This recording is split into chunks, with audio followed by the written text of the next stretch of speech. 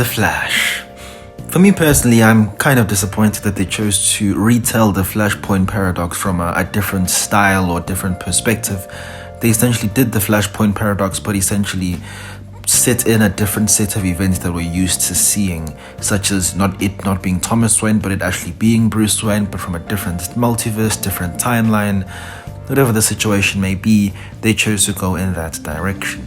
For me personally, I'm personally not satisfied with that. I'm not happy with that, because really, this is the most common Flash storyline that tends to be adapted into any form of media entertainment, whether it be the animated series, the animated movies, and in this case, a live action mega blockbuster that essentially was going to be the final movie in the old Zack Snyder DCEU. The movie is alright, and unfortunately in this current climate of oversaturation of many superhero movies and superhero content in general, mediocre is definitely not enough to cut it in this day and age. Firstly, what I want to point out to all of you guys, that this is probably the worst CGI that I've seen in a superhero film in a very long time. Particularly the facial animations. There are many instances in this movie where you're looking at a certain character and you can absolutely see that, okay, this is completely CGI, and not just that it's CGI, it's very much poorly executed. The Flash is definitely the definition of a movie that has highs and lows in terms of technical performance, in terms of the computer-generated images.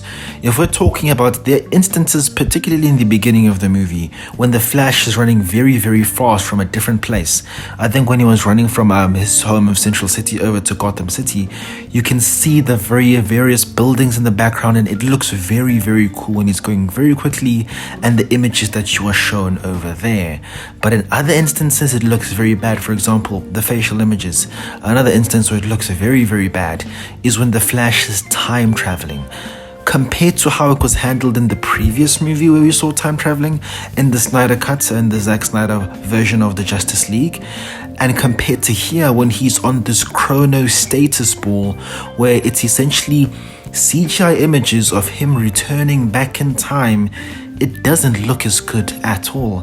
The execution is very odd, and I don't know if it was possible, but would it not have been better to perhaps put up some images of the things that had happened, actually live action images, instead of this very not well executed 3D images that honestly look like low quality cartoon images at the end of it all? Not very happy about that. And in terms of a viewing experience, this bad CGI definitely does infringe on the quality of the experience. Now, if we're talking about in terms of combat and when he's running fast, when he's fighting somebody, I'd say in this case they still maintain the quality. It does look pretty good. He's not ugly or bad when they're interacting in combat. But what just stumps me and stumps many others is that the CGI quality in a movie such as this is much lower than the CGI quality in the movies of old. And for example, Man of Steel 2013, where this essentially takes elements from that, as it's the Zod invasion just without Kal-El. The CGI in that movie is far superior. You can clearly see that far more time, attention, and effort was put into ensuring that the visual experience, the computer-generated images, were of a very high quality. And if you've been watching superhero movies in the past 3 years, there's been a definite, strong, steady decline. From the moment Endgame, after Marvel Avengers Endgame, in terms of the Marvel Cinematic Universe, the quality has gone down, and vice versa also in the DC universe as well. So I'm not sure how I want to feel about this, and the direction that these movies are going in is not looking very good. Now, let's consider this movie from a narrative perspective. We've covered it technically, but how about in terms of a narrative experience? Is it great? Is it a great experience? Is there an interesting plot and story? As I said before, the adjective or name or thing that I would use to describe this is mediocre. Now, that's not necessarily a bad thing, it's okay, but if you've been watching a number of superhero movies around, it's just a height. It's okay. It's not a movie that would honestly blow you away in any sense. This is what immediately came to mind is that way back in the day, if I was a child, if for example, right, and I was much younger, and back in those days, superhero movies and superhero content was much less common, I would have been much more satisfied and really, really happy with this movie experience. But the other factors that you need to consider: one, the oversaturation. Secondly, there exists a Flash television series by the CW. While that show has a huge amount of frailties, they definitely did do a lot of things right.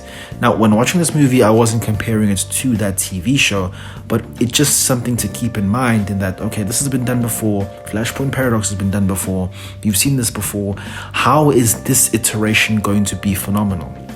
And what immediately comes to mind is that clearly the issue isn't just oversaturation, because just last year, I think it was last year, we watched The Batman, which was an iteration, a character that we know very, very well, but they executed in a style that was very unique. And The Batman is definitely one of the best superhero movies that I've seen in a very, very long time, and I'm sure a lot of other people can agree.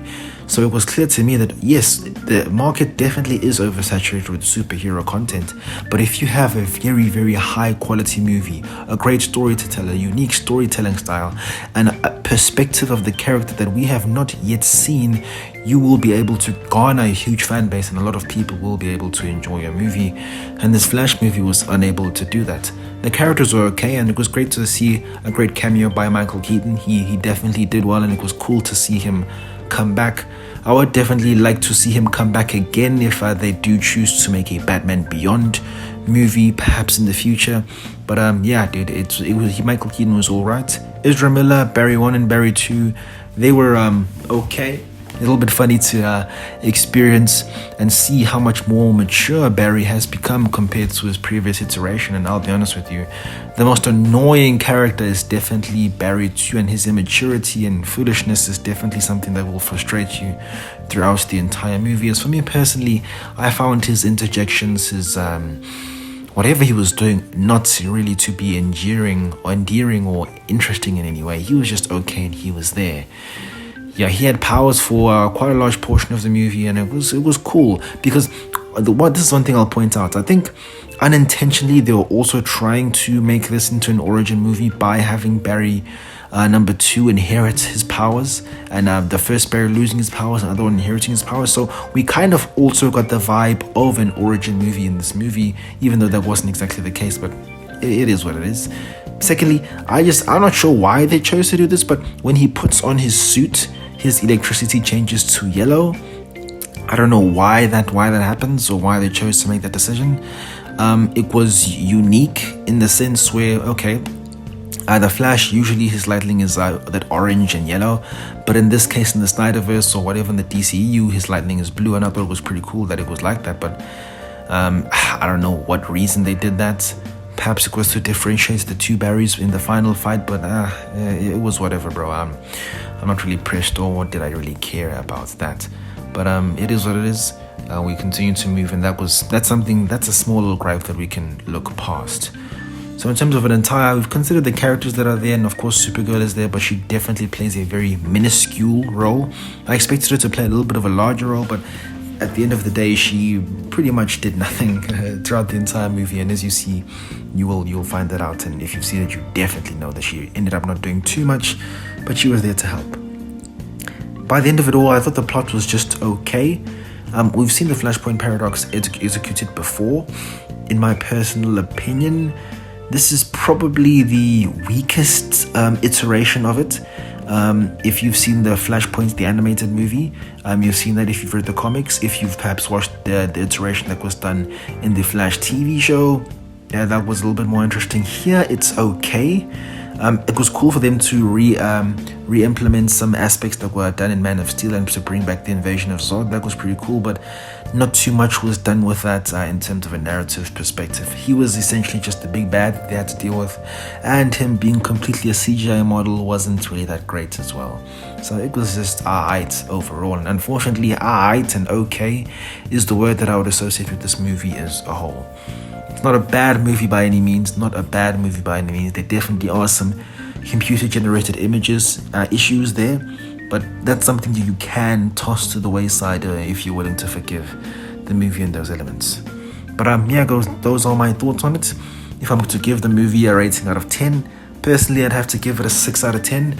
If you don't have much to do and you're a little bit bored, it is something that will pass the time. And if you're interested to see how they're going to end it all, it's alright. It's okay.